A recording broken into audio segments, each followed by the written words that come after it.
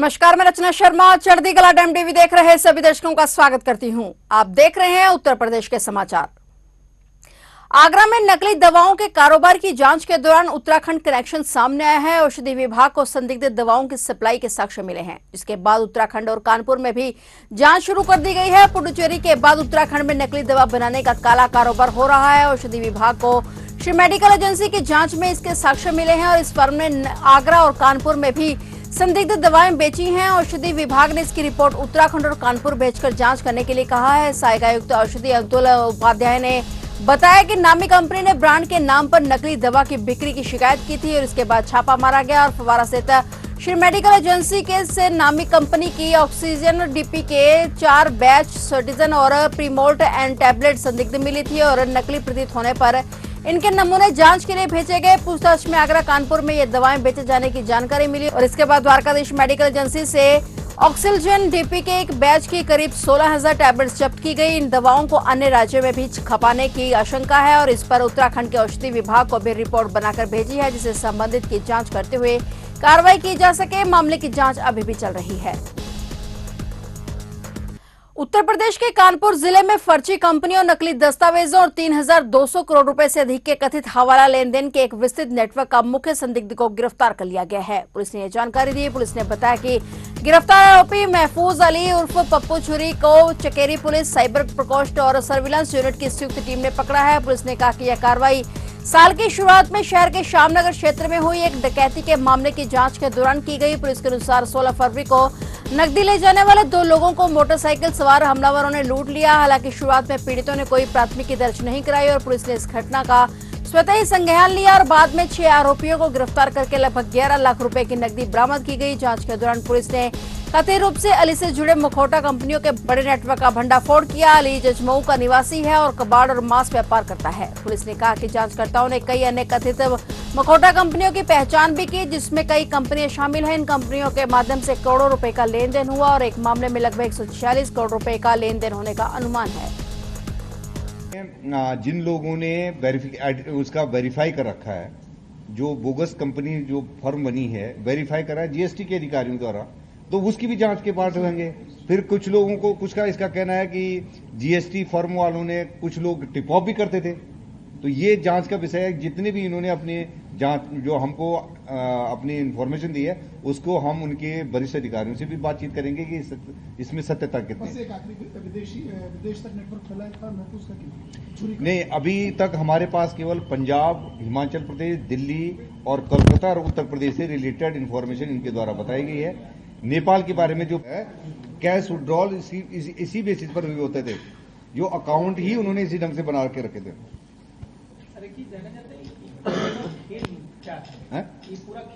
अभी सुन, अभी आपको ग्रेजुअल बता रहे हैं कि आपको क्लियर हो जाएगा। इसमें मैंने जैसे बताया कि स्क्रैप के लोग हो गए, स्क्रैप हो गए, स्क्रैप व्यवसायी और जो स्लॉटरिंग में जो लोग थे, स्लॉटर व्यवसाय, इनका पैसों को घुमाने का काम करता है। इन पैसे घुमाने में क्या है, जीएसटी चोरी, बोगस कंपनी, इनकम टैक्स चोरी, ये सारा इसमें, और हवाला भी जुड़ा होता है। इनकम टैक्स का दिया है, जीएसटी का चोरी कर दिया, बोगस कंपनियां बना दी और जो इनपुट है जीएसटी का उसको ले लिया। तो कई इनकी बोगस कंपनियों के बारे में जानकारी मिली है। ये लोग भी काम करवाते थे, ये लोग भी बेनिफिशियरी है। हाँ, तो नाम तो आपको बताया ना, जैसे ताहिर बख्श का नाम बताया, जैसे स्लॉटरिंग से बता दिया, अजमेरी का नाम बताया, रुस्तम का बता दिया, अलाना से जुड़े कुछ लोगों का नाम बता दिया। ठीक है ना। ये इसे 5 लोगों को पहले भेजा जा चुका है। उत्तर प्रदेश सरकार ने स्वास्थ्य विभाग में लापरवाही, अनियमितताओं और कर्तव्य पालन में कोताही के मामले में सख्त रुख अपनाते हुए 5 डॉक्टरों को सेवा से बर्खास्त कर दिया है और कई स्वास्थ्य अधिकारियों और डॉक्टरों के खिलाफ विभागीय कार्रवाई के आदेश दिए हैं। उप मुख्यमंत्री एवं स्वास्थ्य मंत्री ब्रजेश पाठक के कार्यालय की ओर से जारी बयान के मुताबिक लंबे समय तक बिना सूचना ड्यूटी से अनुपस्थित रहने और चिकित्सा कार्य से दूर रहने के आरोप में 5 चिकित्सा अधिकारियों को सेवा से हटाया गया है। बयान के मुताबिक सरकार ने अंबेडकर नगर में निजी अस्पतालों, नर्सिंग होम और अल्ट्रासाउंड केंद्रों के पंजीकरण और नवीनीकरण में कथित अनियमितताओं के मामले में सीएमओ डॉक्टर संजय कुमार शेवाल और deputy CMO doctor Sanjay Verma समेत 16 चिकित्सा अधिकारियों के खिलाफ विभागीय अनुशासनात्मक कार्रवाई के आदेश दिए हैं। प्रारंभिक जांच में इन अधिकारियों पर सरकारी मानकों के उल्लंघन, पद के दुरुपयोग और निजी हितों के लिए फाइलों को मंजूरी देने के आरोप सही पाए गए, जिसके बाद उप मुख्यमंत्री एवं स्वास्थ्य मंत्री ब्रजेश पाठक ने बड़ी कार्रवाई की। बुलंदशहर जिले के कोतवाली देहात क्षेत्र में सड़क हादसे में मोटरसाइकिल सवार पति पत्नी और उनके 3 बच्चों की मौत हो गई। पुलिस ने जानकारी दी। पुलिस के मुताबिक हादसे के बाद सभी को अस्पताल ले जाया गया, जहां डॉक्टरों ने उन्हें मृत घोषित कर दिया। एसएसपी दिनेश कुमार सिंह ने बताया कि मृतक घमेड़ा कीर्त गांव के निवासी थे। उत्तम कुमार किसी से मोटरसाइकिल लेकर खुर्जा गए थे और लौटते समय रास्ते में यह हादसा हो गया। एसएसपी के अनुसार मोटरसाइकिल का अगला हिस्सा बुरी तरह से क्षतिग्रस्त है। पुलिस का कहना है कि मौके से हरियाणा नंबर की एक ट्रक की नंबर प्लेट मिली है, जिसके आधार पर ट्रक की तलाश की जा रही है। जिले में सघन चेकिंग अभियान चलाया जा रहा है। पुलिस का कहना है कि ट्रक को जल्द ही पकड़ लिया जाएगा।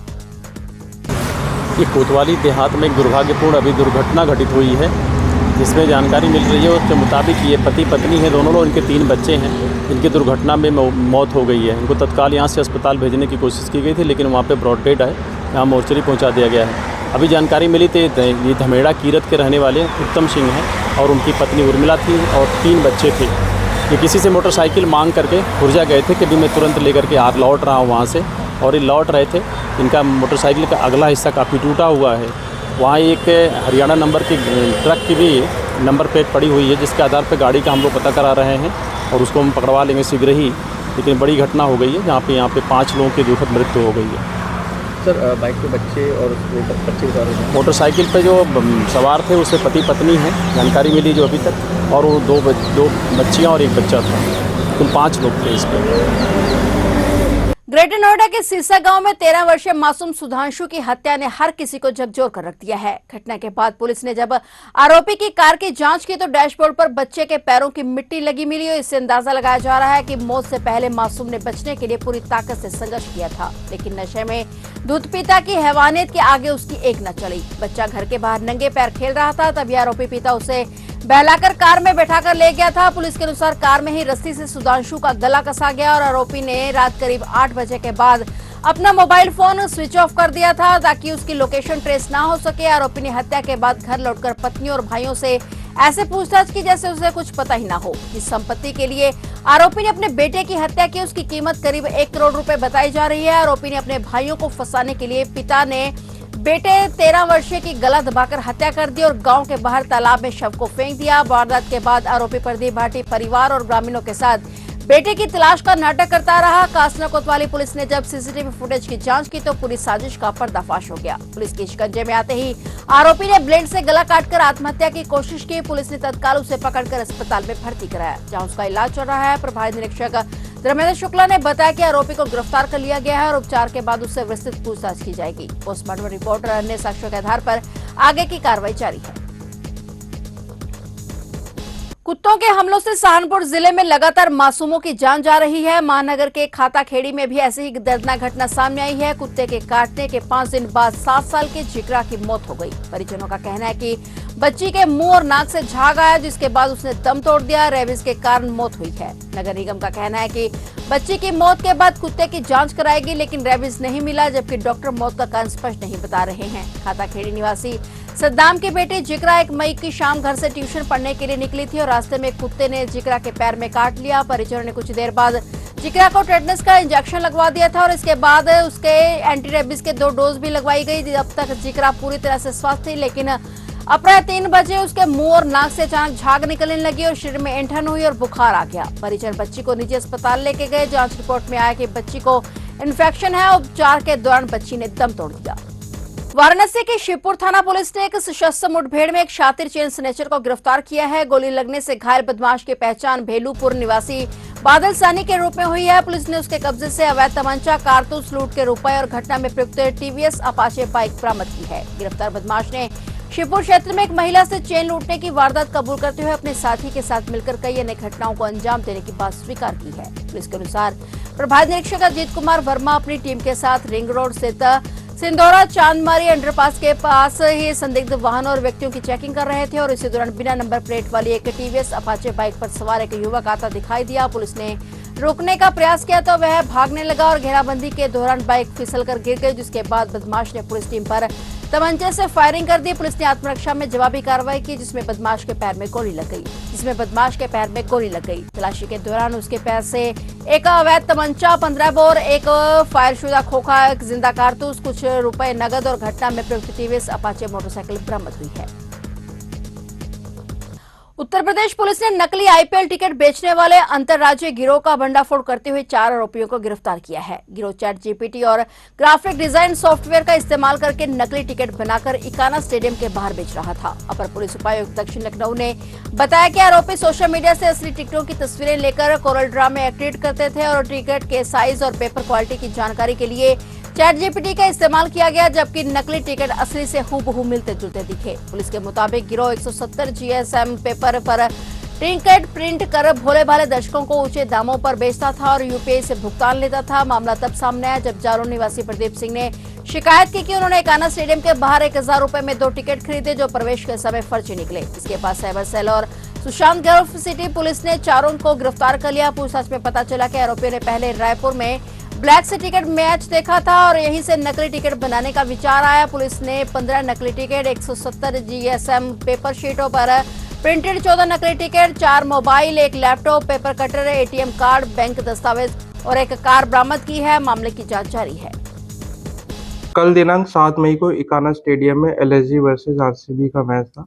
टिकट चेकिंग के दौरान एक व्यक्ति के पास से फर्जी आईपीएल टिकट पाया गया था। उससे पूछताछ की गई तो उसने बताया स्टेडियम के बाहर एक व्यक्ति ने यह टिकट उसे बेचा है। उक्त प्रकरण में साइबर सेल लखनऊ एवं थाना सुशांत गौल सिटी टीम ने बहुत ही सराहनीय कार्य करते हुए 4 अभियुक्तों की गिरफ्तारी की है, जिनका नाम श्रीकांत बोरकर, नूतन कुमार साहू, राजेंद्र चौधरी, विश्वजीत साहू है। ये जनपद दुर्ग छत्तीसगढ़ के रहने वाले हैं। इसमें नूतन कुमार साहू डिजाइनिंग का कार्य करता है। इन्होंने पूछताछ के क्रम में बताया है कि इनको पैसों की आवश्यकता थी। इसी के चलते इन्होंने ये प्लान बनाया था कि फर्जी आईपीएल टिकट बेचकर ये पैसे कमा सकते हैं। इन्होंने फर्जी आईपीएल टिकट्स छापे थे। एक दिन पूर्व ये लखनऊ आए थे और मैच वाले दिन इन्होंने ये टिकट्स बेचे थे। इससे पूर्व इन्होंने दिल्ली वेन्यू पे भी टिकट बेचने का प्रयास किया था, किंतु क्वालिटी खराब होने के कारण वो सफल नहीं हो पाए। इनके पास से 4 अदद स्मार्ट मोबाइल फ़ोन बरामद किए गए हैं, एक एसएस कंपनी का लैपटॉप, 15 जाली आईपीएल टिकट, 170 जीएसएम के पेपर शीट जिस पे 14 जाली टिकट आईपीएल के हैं, 13 170 जीएसएम के प्लेन शीट, 2 पेपर कटर, 1 रिट्स कार्ड जिसके माध्यम से यह लखनऊ आए थे। इसके अतिरिक्त 1 passbook, 4 ATM card, 2 pan card और 2 आधार कार्ड इनके पास से बरामद किए गए। सभी अभियुक्तों को गिरफ्तार करके जेल भेजा जा रहा है। फिलहाल उत्तर प्रदेश के समाचारों में इतना ही। और नए समाचारों के साथ फिर से हाजिर होंगे। तब तक के लिए देखते रहिए चढ़ती कला टाइम टीवी और मुझे दीजिए इजाजत। धन्यवाद।